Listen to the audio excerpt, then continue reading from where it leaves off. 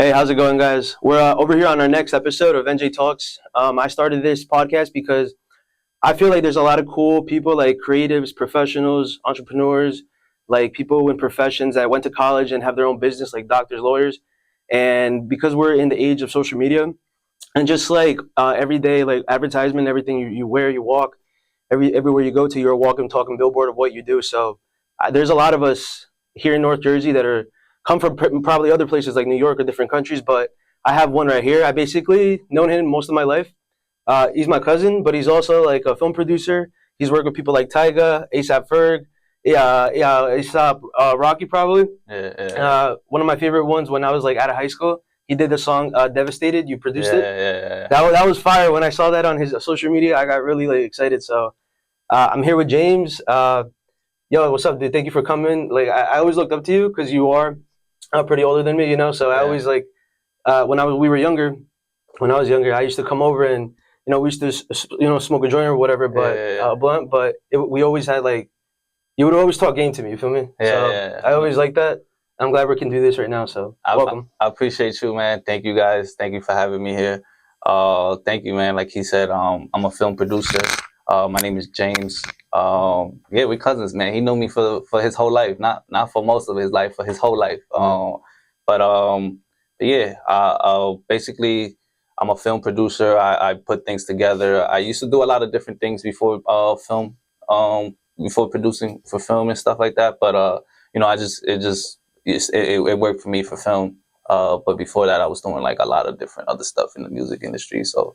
Walk us a little bit like that. Like, where do you come from? You're from New York, right? Yeah, so I'm originally from New York. I moved out of New York to Jersey when I was like maybe 17, 16. Queens, right? Yeah, from Queens. So that. I'm from Corona, Queens. It's right next to Left Fact City by the mall.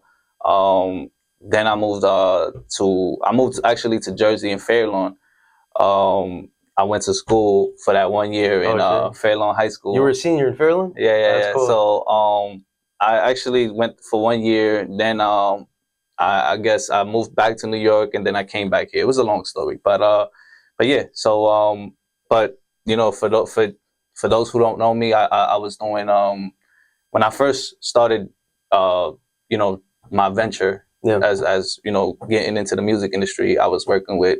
You know who I was working with, the Cause and Knowledge. Yeah. So, it was just something that I was just like starting that I didn't know what I wanted to do, but I just wanted to have my foot in something that... You wanted your foot in the door. That's how I feel right now with everything I'm doing. So, I really wanted my foot in the door, and I really wanted to do something in that aspect of the world. You wanted to like cement your stamp. Exactly. So it was at first, it was difficult because I didn't know exactly what to do or how to do it or anything like that. So, I met those guys, and from there on, like, I just picked it up as saying, I'm gonna go ahead and manage these guys and whatnot. So, I just started learning as I went.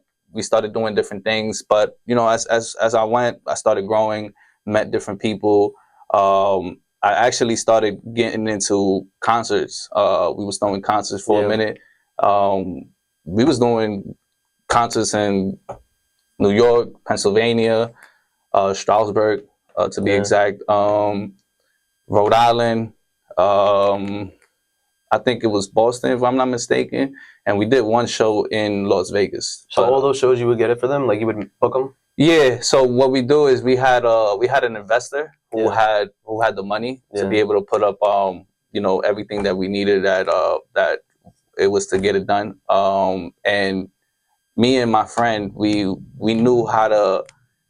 just knew how to get these people because I was already in talks with different people, and I met certain people from the industry, and whether it was management, whether it was from the label, whether it's such and such. I started reaching out to these people, and I was like, yo, I would like to have this. I would like to book such and such. We booked A Boogie, Lil Uzi Vert, Rich the Kid. This was in 2016. Like this was like during SoundCloud era. So it was we started doing them. It was a whole bunch, like even Designer when he first came out. Like I remember we booked Designer in Webster Hall. I remember you doing something with him on. So we did we did Designer at Webster Hall. This was like 2016 when he first came out, and I remember he only had that one hit single, which was Panda. So I remember he was, bro, like the song was so big and everybody was loving that song that he was performing it 10 times back to back. Like that's the only song he had that people really, like. Yeah. So at that time, like it was crazy. Like he was the headliner and he performed that song 10 times straight, no other song. But it was crazy. It was because we actually, like, the Designer was kind of crazy because we actually booked him in advance. We booked him in advance. He only had that Panda, and the Panda song was going crazy. But I remember the week right before the show, he had the remix came out with him and Kanye. Yeah, I remember that. So it went crazy. So we didn't expect for it to go crazy how it was. It was just perfect timing. Like we had booked him in advance. The week before the show, he dropped the shit with Kanye, and then the day of the show, it was just a crazy line. Like it was just, you know, that remix with Kanye actually gave him a boost. And this is what you were promoting them? This was actually promoting the show. Oh, okay. Because we had booked Designer. So you're also like a promoter too, right? Well, I was at the time. Okay. It wasn't. I don't want to call myself a promoter. It was more like a booking agent, I want to say, because we was actually booking them. Yeah. And it wasn't like no club or like anything like that. It was more of an actual show. That's crazy. Yeah, it was concerts. We had concert series and all that shit. So then after that, I started working with this female artist named Dominique. Oh, I think I remember that. This is after TCK. Yeah, this was after the Cause of Knowledge. I started managing with Dominique, and I started working with some dude named Shahef, and it was pretty cool. Like I said, I started getting in the niche of, like, you know, being around certain people, and because she was already a well-established artist that, you know, people from the industry already knew her. So, you know, with her, she also helped me out with my career. But you know, we just started parting ways because, you know, I started getting into film, and, you know, I just wanted to focus on my career because, you know, sometimes managing artists is more like putting your stuff on standby and focusing on the artist and their career. Yeah. So it's like, it was more like, you know, I wanted to focus on my career and trying to figure out what I wanted to do and shit like that. And at that point, what was it like, being able to like manage maybe multiple people? Oh, nah. You didn't want to be tied to honestly, this is what I wanted to do at the time. Like, at the time, I really wanted to, like, I wanted to manage, but at the time, I really wanted to go ahead and see how I could run a record label. I wanted to be, I don't want to be, I guess you could say, like, I want to be a real boss type shit. You want the whole company. Yeah, exactly. You feel what I'm saying? I don't want just this piece. You feel what I'm saying? So it's like, you know, and, you know, like I said, I never did film. I never picked up a camera. I didn't have no experience in nothing of film. Yeah. But I transitioned into film because at that time, like I said, I was doing management and I wanted to get a record label. So I wanted to, like, I transitioned to film to meet more people from, like, label execs. Yeah, you started networking probably in the right places. Exactly. Yeah. So I was just more like, you know what, let me just get into, like, let me see what this do. Yeah. And then I'm not gonna lie, like, it worked out for me. What did you do to, like, network? Like, I'm not gonna lie, like, there was times where this was like 2017, 2016, 2018. There was times where we would well, actually me, you know, I would go out to certain places. Like, what I would do sometimes is I would utilize Instagram, right? Yeah. Instagram. So I would utilize Instagram to the point where it's like, all right, let me see where I can be at tonight, or what I can do to, like, see where I can, like, you know, network and what's going on in the city, what's popping, and this. You wanted to, like, pull up. Yeah. So, but the only thing about these type of events, right? So I was going to events that you had to have your name on the list. Yeah. You can't get in with, like, you know, just paying or anything. It was these private events. Exclusive. Yeah, very exclusive events. So I would find these events, right, online. It would take me a very long time to find these, but I was really determined to find these type of events. Yeah. But I found them. There was no way for me to go ahead and know how to get my name on the list. So what I would do is I say, yo, what's a common name that's on the list, right? So I said, I forgot what I used to say, right? But let's say it was Anthony or something like that, right? And I used to go to these events and I used to lie my ass off that I was Anthony such and such. And oh, you'd be like, oh, my name is Anthony. Like, yeah, my name is Anthony. It's this one. Like, yeah. So I used to just sneak into a lot of these events. And sometimes when that wouldn't work, I used to just be like, sometimes I remember there was one time that it was like a Fendi event. I went to one and they called me. They was like, nah, your name's not on the list, such and such, right? It was a fake name. So I remember there was something going on in the front. I remember me and these two other dudes, we just sneaked in because it was like a whole bunch of commotion going on, and something was like, they was distracting the security guards and everything. So me and this other dude, we just ran into that shit, went upstairs, and that's when I honestly met that day. I met Kylie Jenner. She was up there. She was up there with Rocky. This was when Rocky was dating Kylie Jenner. Oh, wow. No, he was dating what's his name? Not Kylie. What's the sister's name? Kendall. Yeah. And that's when they was dating each other, and I met Rocky for the first time there. I met a whole bunch of people. Tyler, the Creator, was there that day. It was a whole bunch of people. It was crazy. But I used to go to these events in order for me to like start and get to know these people. And I was just networking. I didn't know who like was. You might get a project with one of these people that you just talked to. Well, at that time, I wasn't really a producer yet. Okay. You did. You feel what I'm saying? Like, it was just me like transitioning to things, but I was just trying to figure it out at the time. Like, this was like 2016, 2017. I was still trying to figure it out. I was just going into these events and I was like, yo, listen, whoever I meet, I'm just going to keep it in my phone book and, you know, maybe in the future. What was it that got you to like filming? Like, who do you meet? So I met Show Me. Shout out to Show Me, Pat Wari. He actually was the one that actually put me on to film. Oh, wow. He was the one that actually gave me the opportunity and was like, you know what, like, I guess he saw more to me than I saw myself. Yeah. So he was just like, he actually gave me the chance and he just threw me in the water. Like, he was like, because he knew that I was already doing bookings and I was doing management. So like those things also, like, they are similar to like me actually doing producing, because I got to go ahead and reach out to certain people and book certain things and this. You showed the effort that you were doing already. You just put into whatever he brought to you. Exactly. So he actually gave me the opportunity. He gave me the chance, and he was like, "Yo, just do this. Produce this video for me." So I was, I'm not gonna lie. At first, it was kind of like, it was scary for me because it was like, you know, this is something new. I ain't never produced, you know, and it was just like, I'm not sure if I could handle this right. But he had really he just believed in me, and he really like was like fall forward, right? Yeah, it was just more like, you know, and for like anybody that wants to do just anything, whether it's music, just anything, you know, real estate or anything, it's always good to, like, if you don't know something, always ask questions. It's never wrong. That's how you're gonna find out. Exactly. Especially if you really do want to do it, you'll find out. Right. You feel what I'm saying? Like, don't ever be afraid to like ask any questions, or just anything will help out to go ahead and have you elevate to the next level or next step or whatever it is that you want to go ahead and do. It's just, some people feel like asking questions is not the right thing, but it is. It's actually the right thing, because, just people's gonna, whenever you ask questions, people's gonna see that, oh, he's actually interested. This guy wants to learn. He wants to know. You feel what I'm saying? So it's just like, they're gonna see that. Something I've learned over the years, it's like the type of questions also dictate what you know. Like, exactly, it's just the type of questions that you ask, and it's just gonna show.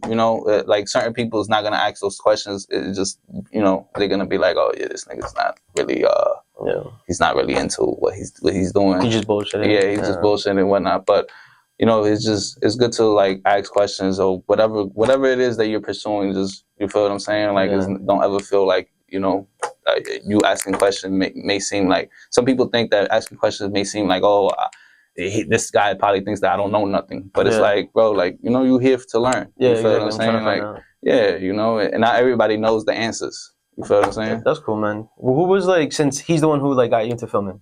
Yeah. Like, how many videos or how many people did you have to film before you got somebody who's like an A-list?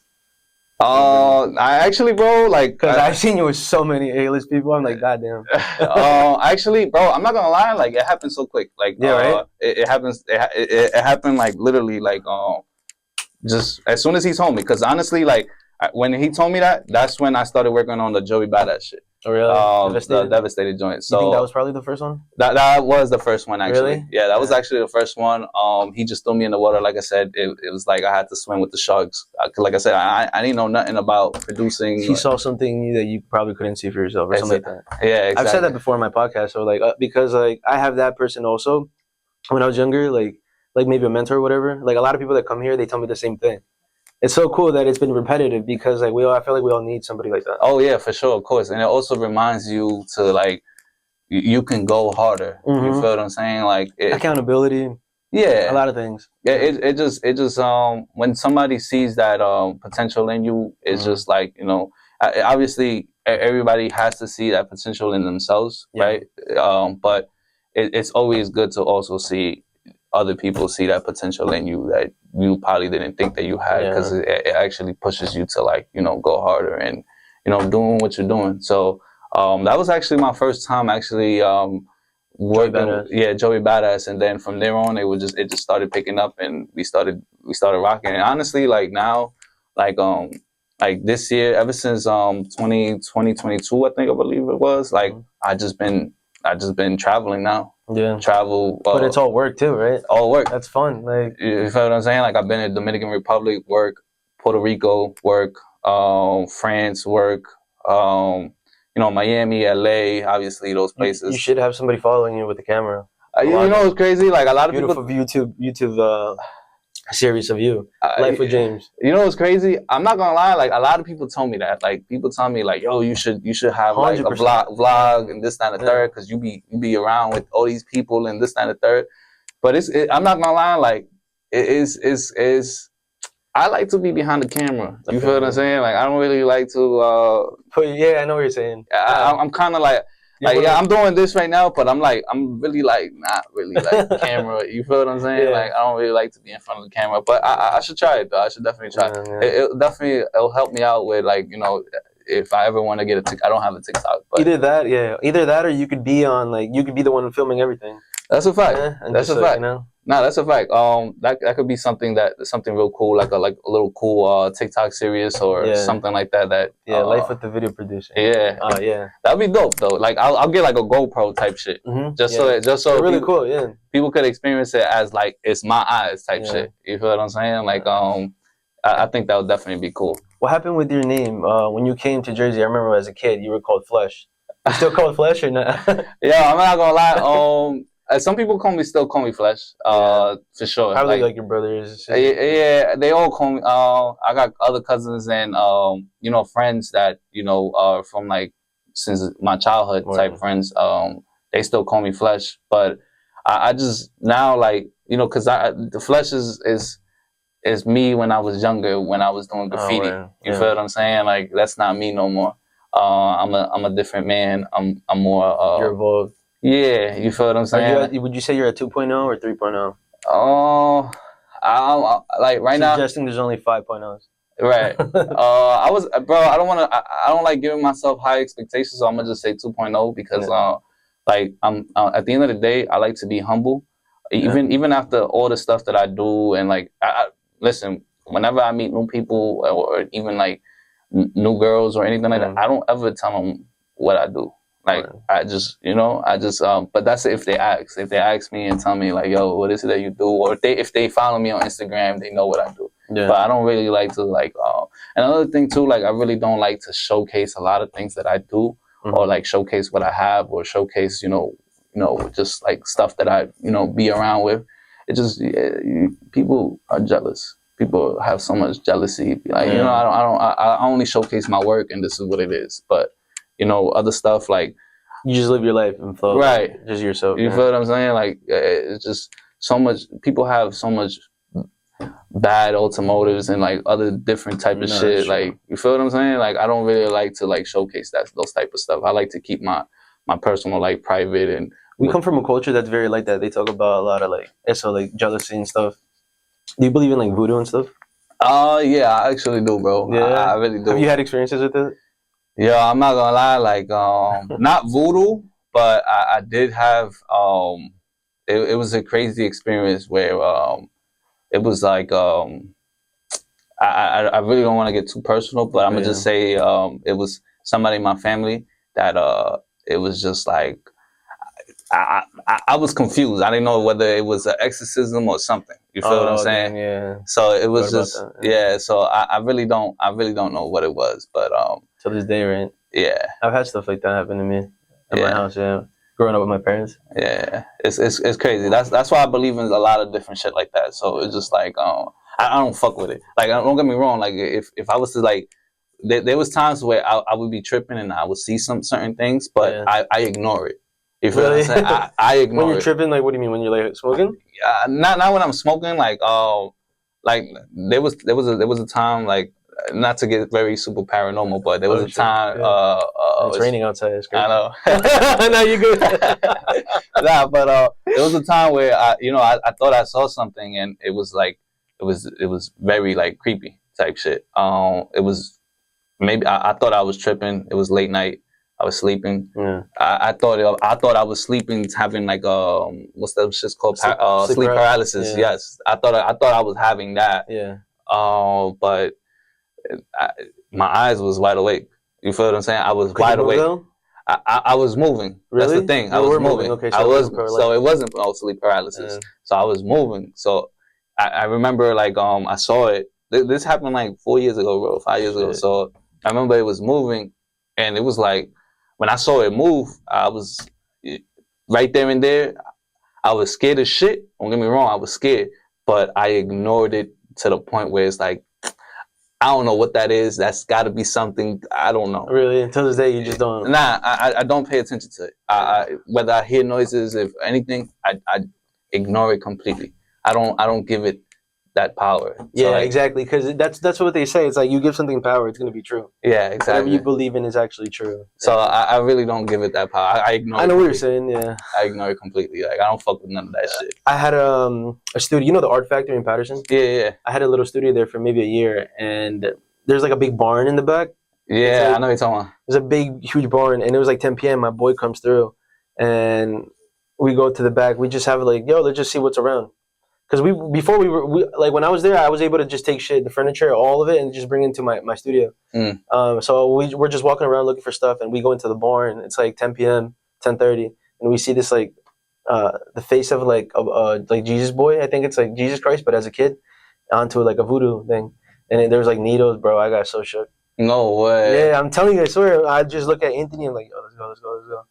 That's crazy. And we were so I don't know why I asked that, but I think it's because Nah, that's crazy. I don't, like I said, I don't really fuck with paranormal shit, bro. Nah, like, don't get me wrong. I like to watch horror movies and scary shit, but I don't really like when it comes to me and that's happening to me. Like, I completely ignore it, bro. No, that's good. On a different topic, like, yeah, you're like into personal development, like, getting better and all that. Yeah, I am. I actually, in what ways though? Like, do you go to like conferences, events? Do you like read books, audiobooks? Like, so I am into personal development. Right now, I'm currently I started juicing. As far as like personal life, like even with health. You started juicing? Yeah, so I do green juice, red juice. Okay, lit. Awesome. That's good. Yeah, so I've been doing that for quite a while already.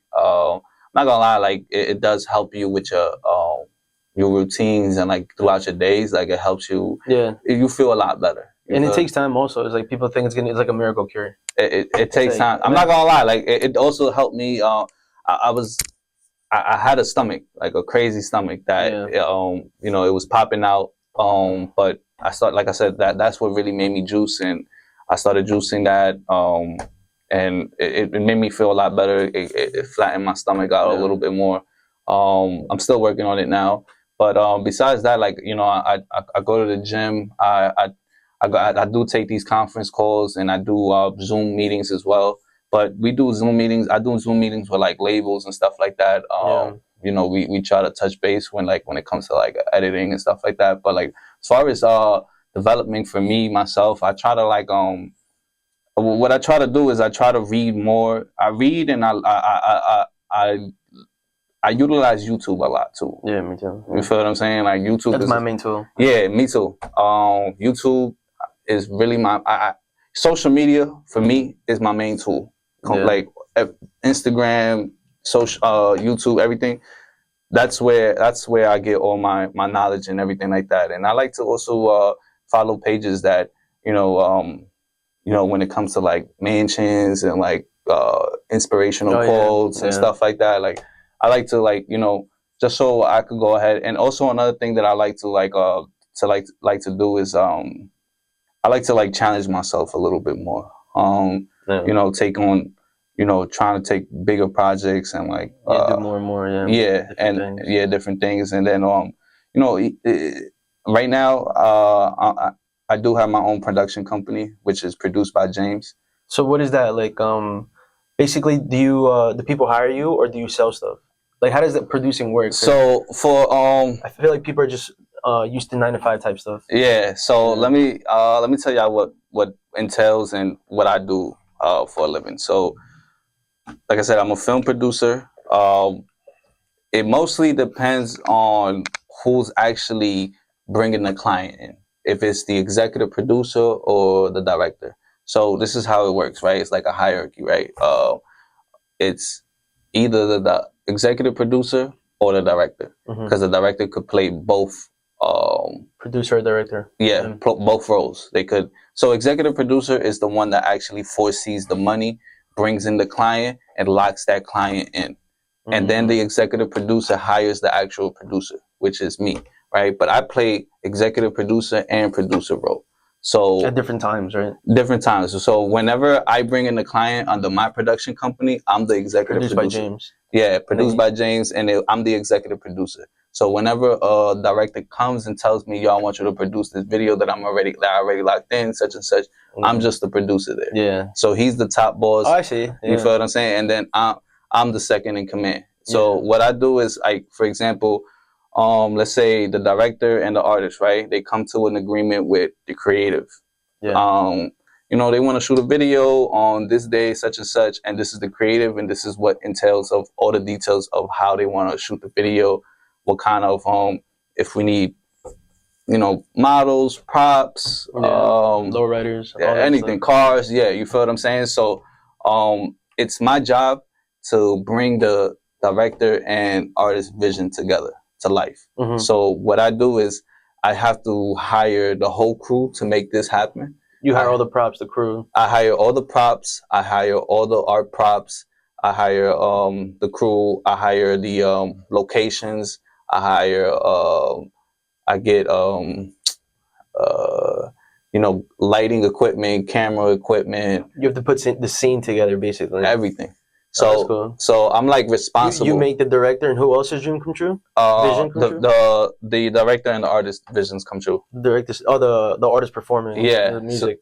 So and then we obviously deal with the label. That's so cool. The label gives us 75% up front to handle all the stuff that we need to handle for the shoot, and then the back end we get 25%, which is the rest of the bread, and that's when we deliver the project. And there's usually a price that the label sets for you, all of you, right? Yeah, so they, and then they make money off residuals and all that, right? Yeah, they make their money off of the residuals and all that stuff. The return. Yeah, they're basically investors. Yeah, exactly. So they reach out to us and they ask us, so let's say, for example, they reach out to me, right? Let's say 300 Entertainment reach out to me, or Atlantic Records reach out to me. It's like, we gotta. Have you worked with those people already? Yeah, for sure. I worked with Atlantic, RCA, 300, Universal. I even worked with the New York Knicks. Like, that's dope. That's dope, yo. Keep telling me. That shit crazy. What you call it? See, this is why I did the podcast, because a lot of people don't know, and I think it's like you were telling me you're a little more not reserved, but you'd rather be behind the scenes. Yeah. Like one little interview like this, just like that's a fact. It's cool for like, that's the dude who did my my producing. Yeah, that's cool, dude. Like, I don't know. That's a fact, because but the so I put everything together, put all the pieces together, make sure that this is happening. It's a stressful job. Don't get me wrong. It's very stressful. I got to deal with so many people. Nothing worthwhile is easy. Yeah. Exactly. I deal with so many people, like so many. My phone. Every time I have a shoot, my phone is always going off. Like people calling me, people texting me, and I'm making these group chats, and I'm making sure that everything's in line. Whatever the director needs, as far as art, I make a group chat with just the art. You know, it comes. A lot of people don't really realize how much it really takes to do these music videos because what people think. There's a lot of moving parts, right? It's a lot of moving parts, and a lot of people think that it's just a cameraman and that's it. You have a cameraman coming in and you shooting and that's it. That's a video. Nah, it's not that. It's not as simple as people think it is. Yeah. It's very it's a lot of moving pieces together, putting a lot of things together and making sure that everything happens and just being on top of everything, being responsible for everything. So it's a lot of work. It's a lot of work. It's not a lot of work where you're breaking your back, but it's a lot of work where you're doing a lot of critical thinking. You feel what I'm saying? Like just like here doing this is something I'm not really used to. I mean, I am used to this, like the whole sales thing, but like at pizzeria you break your back. Yeah. And here, like I was telling my pops, I'm like, yo, I'm sitting down for 3 hours, I'm exhausted. He's like, why? It's like it's mental. Mental, exactly. It's all you know, you actually doing critical thinking, you're doing solving problems, all that. Exactly. And when like to be a producer, like a film producer, you got to be very solution based. You feel what I'm saying? Like you have to, like anything happens, we lose location or anything, and there's times where I have lost location the day before the shoot, so I have to come up with something that is gonna be able to solve this whole problem. So we got to figure out how to get another location, such and such, at very last minute. And there's a lot of things that happen like that when it comes to artists. And also dealing with artists, I'm not gonna lie, dealing with artists it's a headache. It's a headache. It is, because it's like most of these artists, they very you think that probably everything rolls around them. Exactly. Around them? Yeah. And they very entitled. They very entitled. Yeah. So dealing with these artists is very it's such a headache. But I learned to, like, because like I said, I used to do management. I knew how to handle these artists, and I knew how to talk to these people. And you know, I learned to handle these folks and learn how to go ahead. Because for some people, it's like it's a nightmare. Because these people, like, you know, they don't care. You feel what I'm saying? Like an artist could be like, we'll tell the artist, yo, your call time is 10 in the morning. Like, be here because we got to shoot a lot of these daytime scenes, and none of the scenes is nighttime. So we got to take advantage of the daytime shots. So they come like 3-4 hours late. Okay. So yeah, they don't really, they don't care. It is what it is. You know, these artists don't really care about what they got going on because they think that everything revolves around them. We supposed to wait for them the whole time. You feel what I'm saying? But I made a lot of great friends as far as like with artists and stuff like that. Yeah. Like I'm really great friends with A$AP Ferg. Yeah. I see you've done a bunch of stuff with him. Yeah, he's like a family member now. Like you know, he invites me to his house. He invites me over to his house for like we did Christmas in his house. Oh, that's crazy. Yeah. A lot of people don't really know this about me, but you know, I have a lot of great relationships with these artists. I just don't really, like I said, I really don't. I don't show it off. Because at the same time, why put their business out there? Exactly. You feel what I'm saying? Yeah, like, these are famous people. Exactly. Yeah. These are famous people. Like people are always, listen, the right now, the money, the economy is not great right now. So people are hungry and starving outside, and they trying to go ahead and catch whatever they can catch. So that's why you feel what I'm saying? Like I just keep it to myself, and you feel what I'm saying? Like I don't want people to know that I'm always around certain people and certain things. No, that's dope, definitely. And people were gonna be like, yeah, you'll get those hit ups, like, yeah, you know, they're trying to use you. Exactly. Yeah. I don't do that. There's a lot of people that do that. You feel me? There's a lot of people that hit me up for like, oh, what you doing today? Oh, let's such and such. But it's because they want me to bring them into what I got going on to such and such or whatnot. And there's been people that use me, but I'm not gonna lie. There's times where it's good for people to use you. If you're using them as well. Of course. You feel what I'm saying? Like you know, even transaction. Yeah. Something has to be. You feel what I'm saying? Like, it's just, it is what it is. Like, you know, you use me, I'll use you. But in a good way. Not in a bad way. But I feel like that's everything. That's everything. Yeah. Sales. Everything is sales. Yeah, exactly. You know? I give you something, you give me something. Right. It's the same way over here. Like who are like some of your more like favorite artists you've worked with? Favorite artists. I'm not gonna lie. One of the most. I'm not gonna lie. Like the first time I was starstruck, like that, I was like, oh shit, I'm really working with this person. Was Lil Wayne. Oh really? Yeah. That's so dope. Yeah, I worked with Lil Wayne in Miami. He did it in Miami. It was Lil Wayne and another artist from Chicago named Cowboy.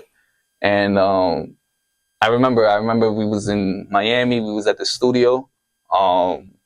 We was getting ready, and I had booked 2 what's those shits called, motorhomes, big motorhome shits for them for Wayne and Cowboy. And I remember when Wayne pulled up, he dapped me and he told me to come inside. So I came inside to his motorhome, and he was actually happy about everything. It's just one thing. He asked me, he was like, bro, the coffee that I wanted is not here. So I was like, so I seen the coffee, and he was like, yeah, there's a specific coffee that I like that it's not here. Like, we need to get that. Yeah. And then that's what he was telling me. So I was just like, fuck, all right, cool. I mean, let me figure it out. The crazy thing is, the coffee that he really likes was in Orlando. Orlando's 4 hours away from Miami. So we was like, I didn't know what to do at the time. So I was just like, fuck. So I was honest with Wayne, and I told him, I said, well, Wayne, I'm not gonna lie, bro. Like the coffee that you want is in Orlando. Like, it's gonna come 4 or 5 hours. And I'm not gonna lie, at that time, I rolled up this joint. I had a big backwood, and he looked at it, and he was like, you know what? I'll give up the coffee if you let me smoke that blunt that you have, and let me keep it. And I looked at him and I said, I was like, bro, like, because I had some more weed on me, so I was just like, you know what, bro, just to make you happy, just so this whole video could go ahead and that's crazy, and for you to be good, like, I'm gonna just give you my blunt, and you don't, well, I don't even have to call the coffee to come over here. And he was just like, all right, cool. And it was cool. Like, he asked for the blunt. He asked for my blunt, and I gave him my blunt. And yeah, he was being nice about it too. Yeah, he was nice. He was nice. He did want that coffee. Yeah, but I guess I had the weed roll, and he had to, like, I guess he had to roll it. Like, these artists, they rather have the shit given to them than to roll up. And then they go to you. Why? Because, like, you're the producer. I'm the producer. You're usually the one that works with mainly, right? Yeah, I'm usually the one that works. Artist and the editor. Yeah. What is it? Artist and director. Director. Yeah. Damn, that's cool. I usually take care of whatever they needs and stuff like that. Usually they have like a writer. Yeah. That's like a writer. Like, yeah. So writer is like something personal. Like, they give you a list of all like the stuff that they need that is personal. Like, for example, like if they need a certain water, a certain gum, a certain fruit platter, such and such. Like, it's very specific. And I have certain things that they would have crazy shit in there, like a whole A for weed, 7 backwoods. And that comes out of the money that your label gives you? Yes. Oh, that's lit. I'm connecting everything together. Yeah. It's all a business. It's all the same thing. Yeah. It's the same thing as like buying a house or selling a house. There's a lot of moving parts to it. The lender, appraisers, inspectors, agents. Like, it's crazy. It's a whole. They probably give you a whole budget where you probably look at and see how you can distribute the mortgage loan. The loan is like what we look at, the budget. Okay. So if they give us $350K, that's how much I can look for a house for somebody. Yeah. Up to that, so I can use $300K, let's say. Yeah. And then $50K for other stuff. Yeah. Okay. The same thing. Yeah. It's the same thing because because when we put together projects, I usually put together a budget sheet for them for the labels for them to see, and each line item they basically describes what we get in and stuff like that, so they could understand that. Numbers. Yeah, so they can understand what we spending on this video. So everything comes off the label's money, and then they get it back whenever they get whenever they drop the video, get the residuals and all that stuff. And that's commission based, right? Like your job?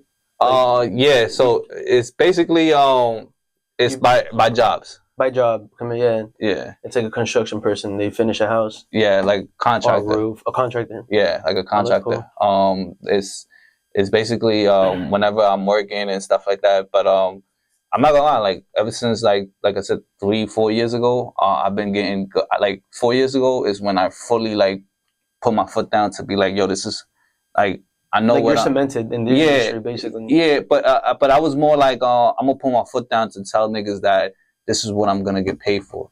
Like you're not about to lowball me no more, bro. Like this is what I'm worth. This is what I can give you, and this is what I'm gonna stick with. I'm not gonna go no. But unless I know you and me and you have a great relationship and stuff like that, like obviously we work something out. Yeah. But like the not the random person that comes to you, but like the next person. Yeah. Because there's so many. Yeah, exactly. So, you know, now it's just been great money. Like I said, great money.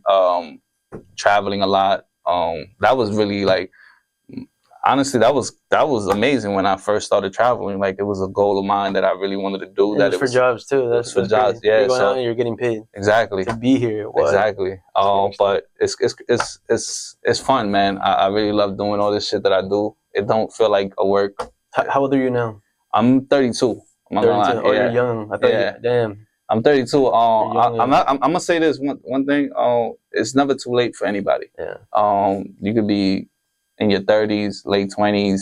It's never too late. Like don't think that because you're in your 30s that you can't focus on on a career path that you wanna work on. It's always It's never too late, but they gotta get started. Yeah. In something, right? Yeah. They gotta. And one thing, like you can't stop. Like if you're gonna go ahead and focus on this, don't ever stop.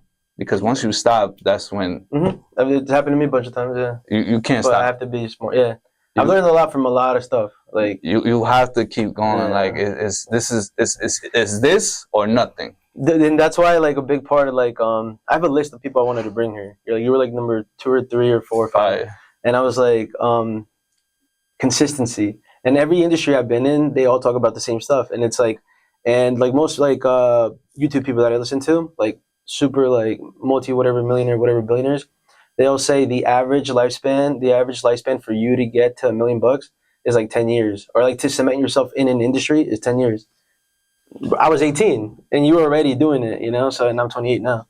So it's lit, yeah. Consistency. But I'm not gonna lie, like my dad tells me that all the time growing up. Yeah. It's consistency, brother. Like I said, you know, I when I was younger and I was trying to figure this out, 2014, 2013, like all this stuff, like nobody saw anything in me. You feel what I'm saying? Like even like we come from the culture where, you know, we Mexicans, you know, our parents, they come to this country to work hard and give us a better life, but you know they don't know or understand the type of shit that we trying to you know go after or the ventures that we want to do. So because they work a life for the, you know, they work a life where they have to work every day, which is a 9 to 5. So they think that that's the most that everybody could get. So they didn't really understand what I really wanted to do or what I was trying to do. Yeah. And it was, I'm not gonna lie, it was a really difficult time. It was it was hard for me because you know I got into you know arguments with, you know, just family and, you know, parents, and you know they didn't believe in what I was really wanted to do, and they was just, you know, and like I said, you know, if I would have stopped, you know, I would have never be in where I'm at now. But because I kept going, I believed in myself. It's just, you know, one day it has to, someday something has to happen. You feel what I'm saying? Like something got to give. Yeah. If you're gonna keep it going, something's gonna have to give. So, you know, I never stopped. And like I said, it was very like, it was trials and tribulations, like a lot.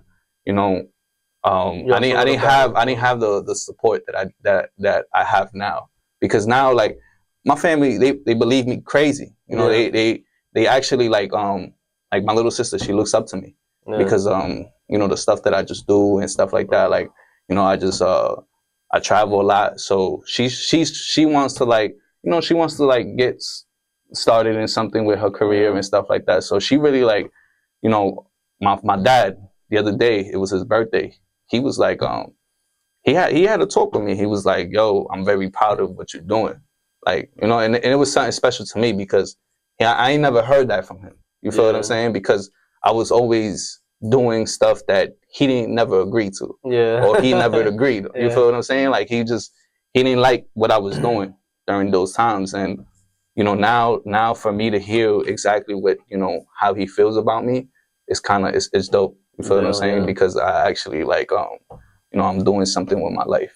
You feel what I'm saying? And it's really cool. Dope. It's like, it's always in the beginning, like, you know, you get those people that probably don't believe in you, and it happens. But like, you stayed consistent, and I mean, that's just lit.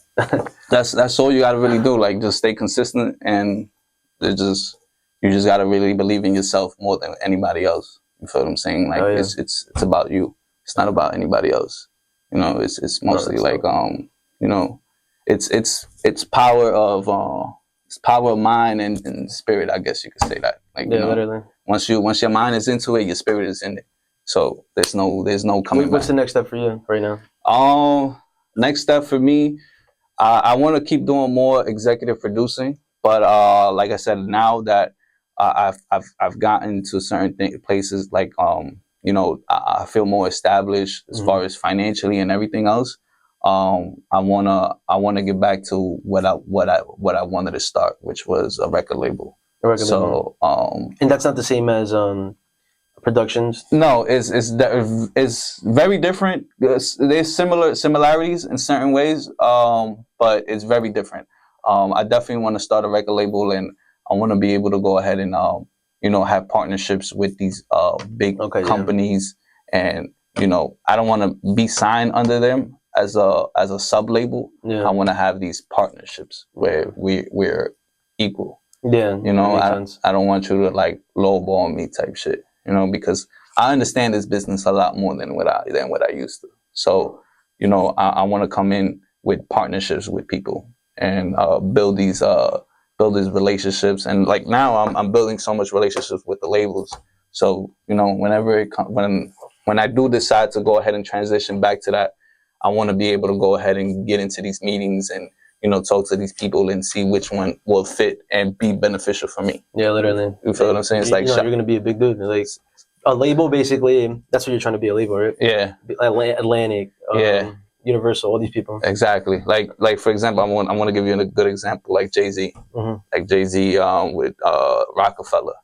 They came into the music industry with Rockefeller. They own record label. It was not. It was their own record label that they made, and they made a partnership with Def Jam, and that's how Jay-Z really started getting his because a lot of labels didn't want to mess with Jay-Z from the beginning. Like, you know, it was a lot of like people like, oh, he's. Why do you think that is? Because he's probably a newbie. Yeah, you know, it's a lot of. That makes sense. Yeah, it's always like that whenever like you first coming out, it's just a newbie, and you know they didn't want to mess with him. But look at Jay-Z now. One of the biggest moguls out in the music industry. He's a billionaire. Yeah. It's crazy. I have a lot of different stories too with like artists that if you want to talk about. No, yeah, tell me another one. I don't know, like I said, I was just in France and we was with I was actually in France. We did a shoot for Tyga. Yeah. Tyga was the one in France? Yeah, Tyga was in the one. It's not out yet. Okay. We did a show. That's crazy. Yo, everybody's seeing it before it comes out. Right. It's gonna come out soon. Just keep a lookout. It's with Tyga, and we actually shot this in France. And I remember we was actually trying to find an Airbnb, and he gave us a call. He called me and the director, and Tyga was like, "Yo, fuck that." He was like, "Just come stay with us. Like, we got this villa."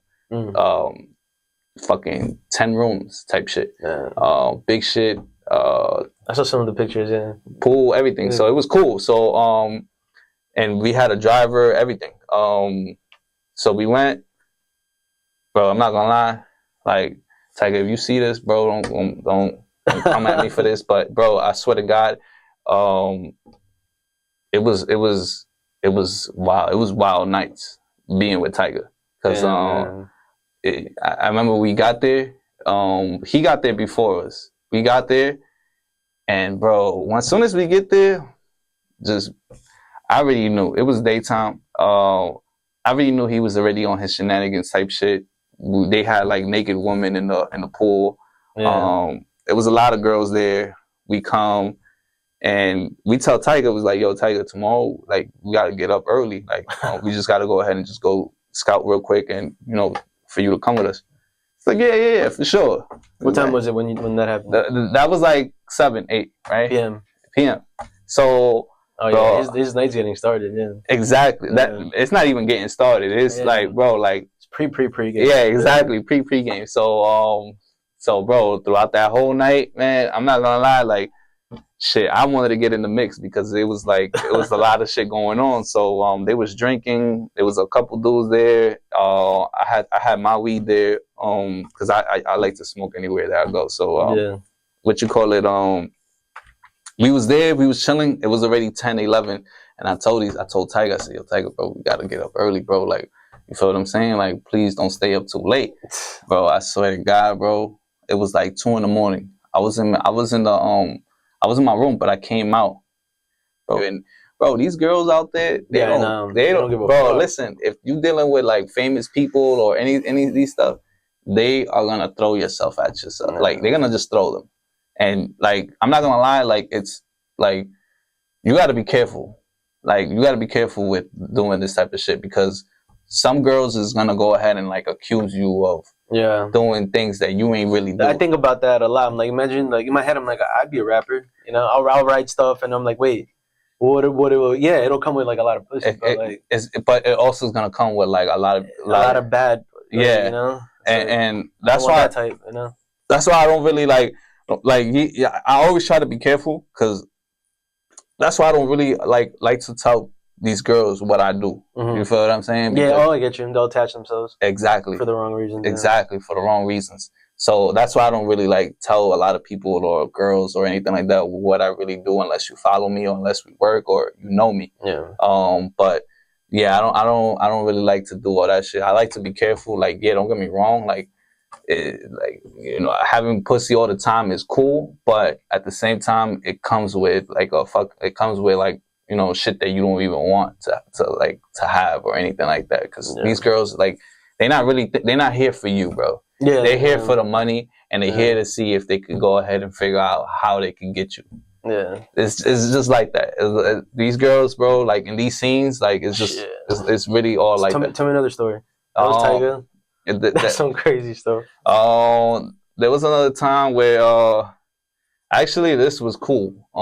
We was actually where we was at. We was in Miami. We was in Miami. We did a video shoot for Skilly Bang and Nardo Wick, and we was actually I'm not gonna lie.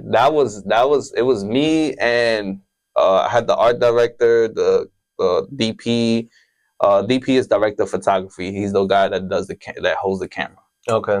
The director never holds the camera. He just directs. Oh wow. Okay. And then what is that direct?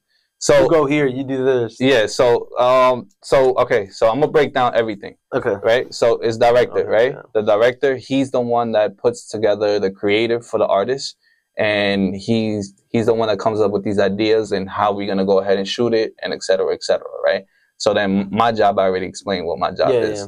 Now I have to hire the director of photography, which is DP. Yeah. Now the director of photography, he's the one that is actually holding the camera and shoots the video. So he's the cameraman, as people say. Cameraman. He's the cameraman, but we call him a director of photography because he directs the actual. Even if it's a film, photography. Yeah, photography. Director of photography. And then we have Steadicam, which is a guy that actually puts this whole vest on and holds the camera with this. I've seen those. Yeah. You feel what I'm saying? So then we have those, and then we have a first AC and a second AC, which is a first AC is first assistant camera, which means that they the ones that sit down. So when we dealing with like cameras like ARRI or Red cameras, there's you when you shoot, you can't pull focus. You can't have it focus on your own. You gotta have the assistant cameraman sit there with a monitor, and he's the one that's pulling focus to make sure that it's sharp. Yeah. To make sure that all the shots are sharp and this and the third. So that's his job.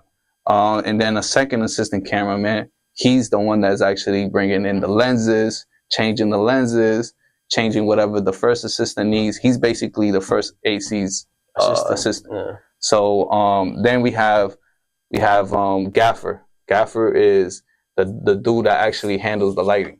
He's the one that in charge of all the lighting. The key grip is in charge of all the stands. Like they're in charge of the stands. They're in charge of anything that has to be rigged or anything like that. So they're in charge of that. And then it comes the electric and the grip guys, which is the electric helps the gaffer.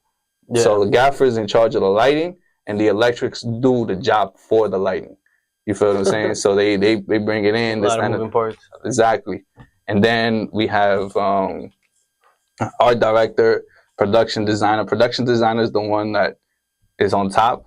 So she designs everything, puts everything together, puts the vision, right, for the director for as how he wants the art to look. Yeah. Then the art director is his job to get everything and be able to go ahead and put these moving pieces together.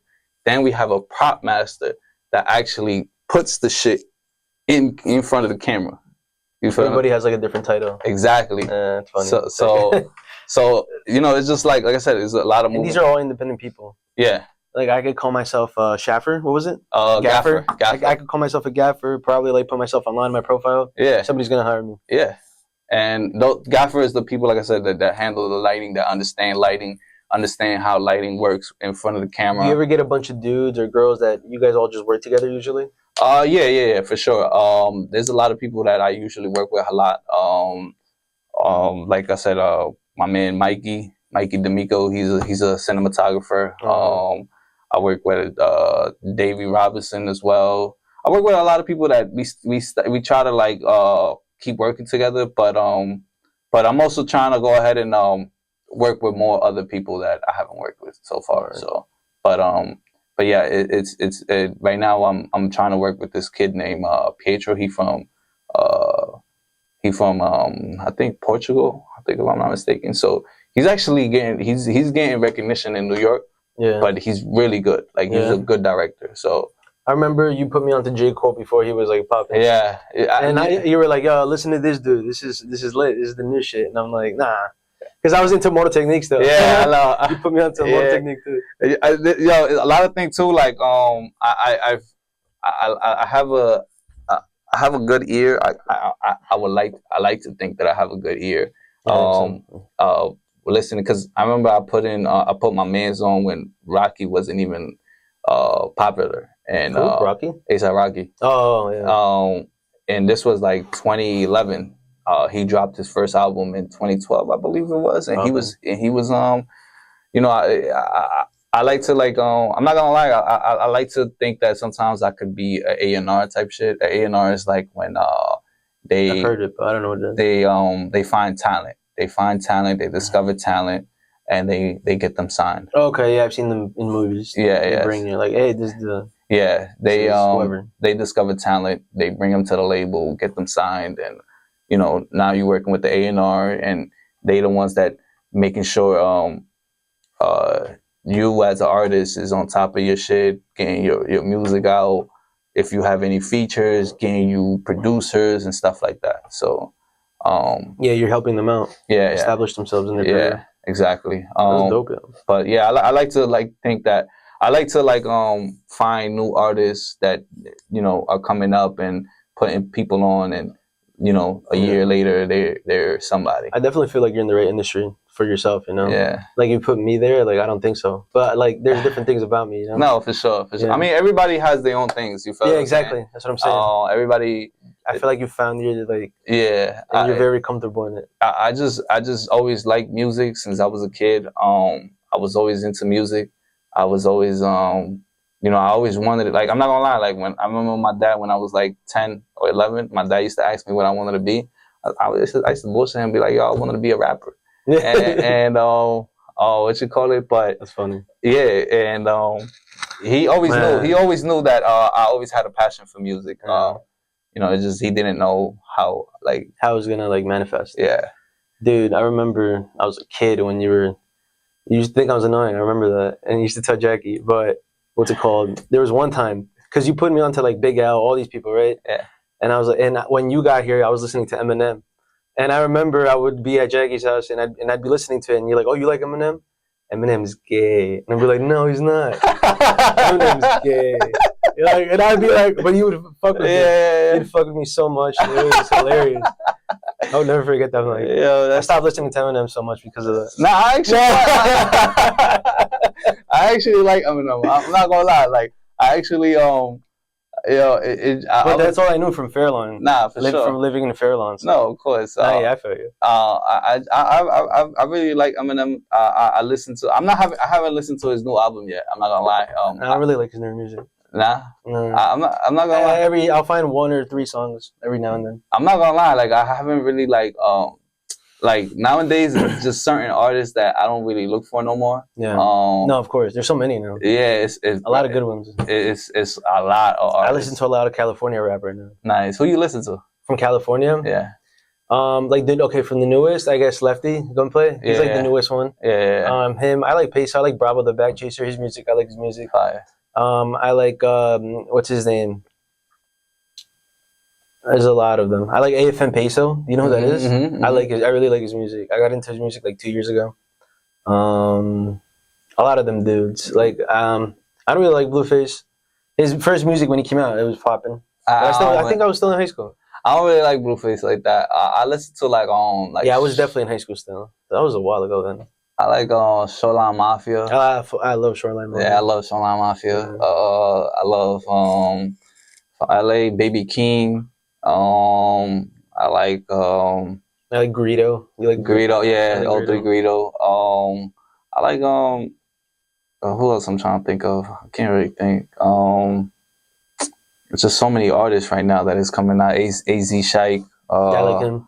Yeah, AZ Shike. It's just a lot of artists, but yeah, it's too many. Now it's crazy infested with artists. Like it's just like now anybody could be a rapper.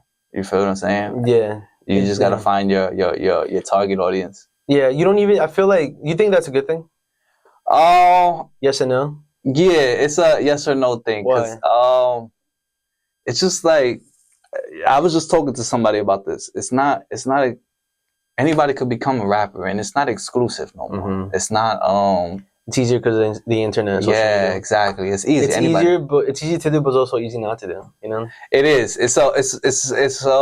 It's kind of like a love and hate relationship, like because like you gotta really get in tune with like social media and know how to do social media in order for you to like actually go viral. Yeah. But like if you're not a person that likes to be in the internet and this, that, and the third, like me, I just use internet for certain things, but like I don't really like to be in the internet. Yeah. It's just I'm 32. We come from a different era where it's like just we didn't have internet in our time. You probably still had a beeper. We actually. What's the oldest thing you had? The oldest thing I had was I didn't even get a beeper. You had a sidekick. I remember that. I had a sidekick. My brother had a beeper. Really? Yeah, he had a beeper. You all had a sidekick. That was dope. I never got to have a sidekick. I had a sidekick. I had a razor. I had those the Nextels. I don't know what that is. The beep. Crazy. The beep. Nah. Nextels. I had I had even like the G1 Google shit. I don't know if you remember that, but do you have a PSP? You weren't into video games? I really wasn't into video games. There was a time where I used to play video games, but I really wasn't into video games. Yeah. I was more into going outside. Me neither. All my cousins, Chato, everybody, my cousin, they all Call of Duty and all that. Yeah. You were playing, I think, a little bit too. Yeah, right? Just a little bit. But Call of Duty was the last game I ever played. Me too. And FIFA. Me too. Like I'll play FIFA if I go to my cousin's house, but I can't do video games. Yeah, me neither. I feel like I'm wasting my time. Yeah, I feel the same way. I don't really like doing video games. Like I just feel like it's a waste, at least in my opinion. No, I can't. I really can't. And, but I like to watch movies though. That's one thing. Yeah, me too. I love to watch movies. I'm not gonna lie. I kind of do want to get into real film, like film. Have a like a movie type shit. You ever wrote a screenplay? That's what it's called, right? Yeah, I want to get into doing screenplays and writing scripts and stuff like that. The only thing is that I'm not gonna lie. Like I'm very good with numbers. Mm-hmm. Very good with math. I'm just not good with literature, if that makes Really? any sense. I can't put my ideas down in paper. It's hard for You me. ever tried recording like a voice memo? Voice memo? I love voice memos. I haven't done a voice memo yet. But that's actually a good idea for me to try. Right. I have so many voice memos, but not mine. Usually I record like, oh, it's right here. Like events I go to. Like the recent one, when was this? Wednesday. What is this? Oh, that was oh, this is. The program. I actually haven't put it on a credit card. That's how little money I That's have. my boy AJ. He's like an investor. 30 years old, 60 properties under him. That's crazy. Fire. That's but dope. yeah, he was speaking. So a lot of that stuff, I don't know. I feel like it'd be cool. Yeah, like, I definitely want to like try something like that. Like I never really thought about voice memo, voice recording and stuff like that. But that's something I should definitely try. And then I think the way it works, you go to like a publishing company. You would know them. I don't. Like, Yeah. and they just write it for you. Oh, nice. You give them the voice memo and they do it for you. Like, Oh, hey, nice. do you like it, Mr. Jimenez? And yeah, bitch. Like, oh, that's good. Just kidding. Yeah. But yeah, like, let's go. Nah, I honestly, yeah, I definitely want to get into like script writing. And also, speaking of you since you're doing real estate and stuff like that, I also want to get into buying houses and like just having a lot of property as well, property and land. So it's funny, not funny, but when you told me about the way you were trying to cement yourself when you were younger, and you were trying to get your foot in the door, and then you started working with cause and knowledge and all that, and that's what like you started managing. Yeah, led you up to everything you're doing now. Yeah. With me, I wanted to get my foot in the door for a minute with real estate, and I always wanted to like buy properties. That was my main idea. Yeah. Like I have like a vision board. You know what the vision board is? Right? Yeah. Sure. I have a vision board. I have a bunch of stuff, and all network marketing. Like if getting my foot in the door with all that stuff, like, it's over now, but like it helped me out so much. I got my license. What I really want to do is be an investor. There's two things when it comes to real estate. One is like helping people, being a realtor, help you buy a house, sell a house, or get you an apartment. That's how I'll make money as a realtor. Then there's an investor. You could be one without having a license. You're an investor, and with that, I've joined the community where I'm learning how to do all that. And they buy pre-foreclosures, people who are going through stuff, bullshit. They're either divorced, somebody died, some bad stuff, and they're losing houses, and you can buy it at wholesale price. Mm-hmm. Like, I'm like, in my head, I'm like, yo, how could I be different than everybody here? Right. Because I come to them, a lot of the agents here, and they don't really know this stuff. Right. It's crazy. Right, like, they're professionals. They've been doing this 5-6 years. They don't really know a lot of the stuff that I'm talking to them about. But what I'm trying to like get to is like, yeah, I can help you buy some houses. Yeah, like, I'm learning all this shit, bro. Like, it's like I feel so different, right? And I haven't made a sale. I have 2 buyers right now under contract that I'm gonna help them buy houses.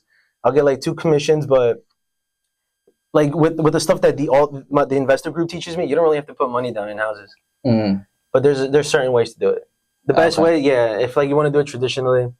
I've seen so many houses. Like I've been calling homeowners and stuff. So, by the time, when do you think you would buy a house, like your first house? I honestly want to start soon. Like I really want to get into like but the thing is that I want to I'm like stuck in between whether if I should flip houses, right? Yeah, that's what they do. Yeah. Or like just put them for rent. You feel what I'm saying? Like that's what I was thinking about too. Cause I just been trying to like figure it out. And I also want to do that. I want to do that, and I also want to get into Turo. I want to cars. I want to start buying like a lot of cars because even like in my profession, we always need cars, but exotic cars and other stuff. Yeah. But there's some like valid cars like a Trackhawk or. Yeah, even Beamers maybe. Yeah, even Beamers or even Benzes, certain Benzes that I can put on Turo and I can also use it and utilize it for music videos. So it's like if I'm not using it here, I'm using it here, but income is still coming in. In a couple of weeks, I actually interviewing this friend from World Ventures. He does Turo. He has like 9 cars in his lot right now, but he's just slowly starting. Fire. So maybe, Yeah, that's dope. He used to do World Ventures? He was in World Ventures with us. Fire. He was a director. So yeah. I knew somebody actually that Dominican dude, light skin. What's his name? I forget his name. I actually knew somebody that did World Ventures. His name was Devon. He was from New York. Was he like a rank maybe? I think so. Yeah. He was. There were so many. Like, there was a lot. Yeah. It was a big thing. He was also trying to get me into it too. Yeah. But I just, you feel me? Like I was just, I had a tunnel vision on what I wanted to do. Yeah, that's what I'm saying. Yeah. I had a tunnel vision on what I wanted to do. So, you know, I didn't want to pick up that thing and, you know, just, I wanted to stick with what I wanted to do. So, no, yeah. I mean, it worked out, man. Like you only know yourself, you know, we all know each other. So yeah. What's it called? When it comes to the realtor thing, I mean, you said you don't know if you want to flip, like just buy it and flip it, or like collect rents. You know, the average rent you're gonna collect is like $500. Really? Mm-hmm. Like a multifamily, let's say, or like the average rent that they collect here in the United States is like $500 to like $800. Really? Yeah. Mm-hmm. It's not what you look at. Look up all the investors. I've been listening to them. It's like people think it's a lot more, but not only. You know what it is? Let's say you bought it for $500K, simple number. Right. In 10, 20 years, you hold that property. You're collecting $5,000 to $1,000 a month in rent. Yeah. But it appreciates. So it went from 500 to $1 million just because you owned it. In the market where you bought that house, Fair Lawn, it went up. So you didn't only make $500 every month, $1,000 every month. You also made $500K in equity. Oh, that's fine. That's why it's important to buy houses. Yeah. But buying in the wrong spot, your value could go down. Yeah, for sure. But in the United States overall, everything has gone up. But I so one thing too, like I'm not gonna lie, I kind of see. Don't get me wrong, Patterson right now, it's a tough place, and it's a very Do you see it getting cleaned up and like? I do too. I really do. I've been telling people. I want to say that it's gonna get cleaned up. I think so too. One day it's gonna get cleaned up, and it's gonna become something like Newark.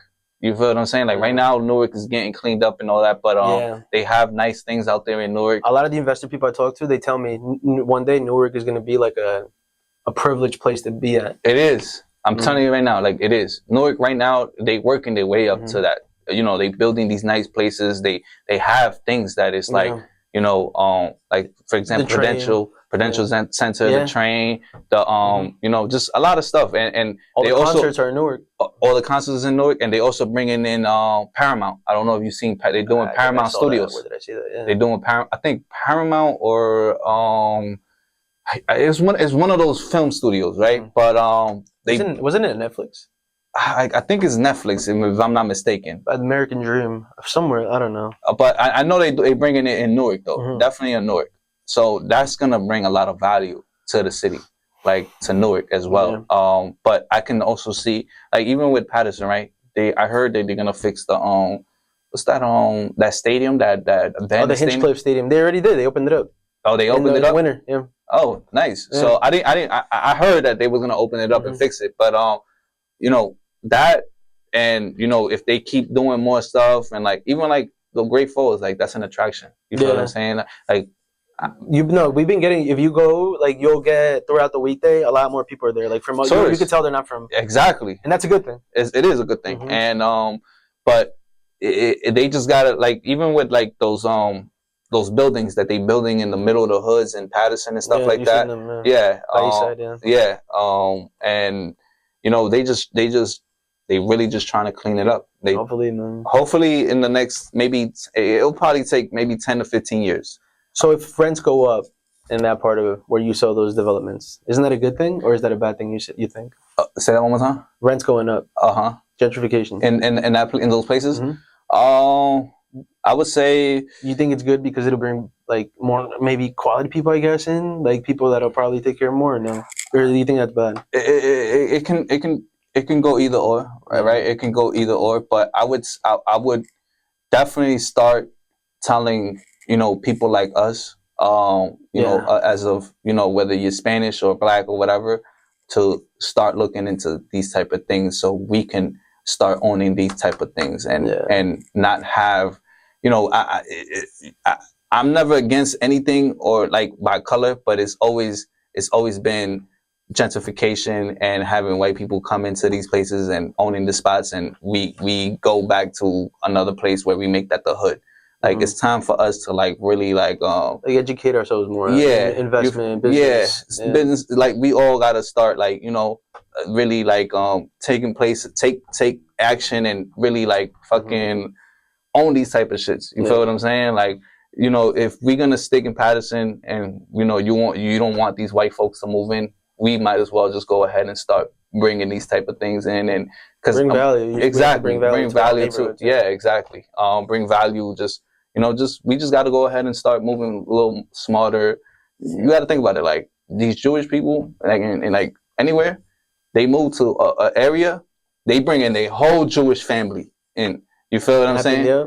It's and their money is gonna flow within the Jewish community. Yeah. You feel what I'm saying? They keep it within themselves. Yeah, they do business with each other. Exactly. So that's what we gotta go ahead. Like we as a people, as far as like Hispanics, blacks. You feel what I'm saying? Like Indian already do it. Yeah, Indians already do it with themselves. They're the top class in the United States for rich people. Exactly. The Indians, even the Chinese. You feel what I'm saying? Like, and they stick with their folks. You feel what I'm saying? Like they all do it right.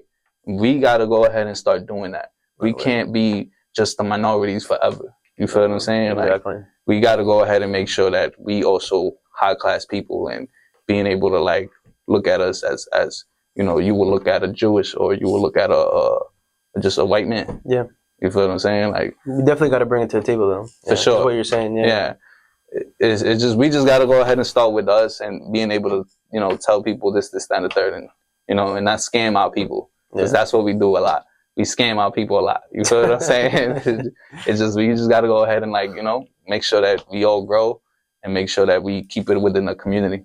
You feel what I'm saying? I like to go ahead and do shit like that. You feel what I'm saying? So that's why when it comes to me and I like to bring people into these places and like getting people like their feet in. Yeah, I like to make sure that I bring these type of people into here. You feel what I'm saying? And give these people the opportunity that I probably didn't have when I was trying to look for shit.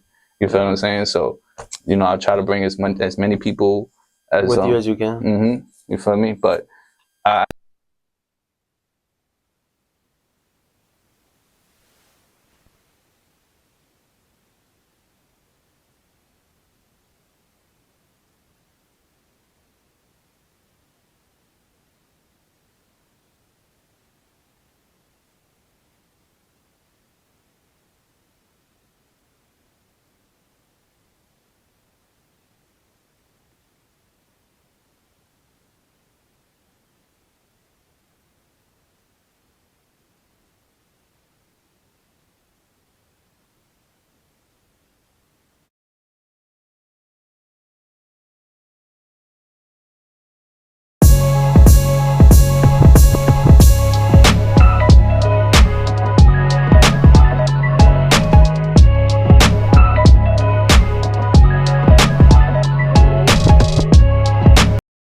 Yeah. Oh, basically companies hire you and that's how it works? Nah, like yeah, you can say that. But I have my own production company as well. Yeah. So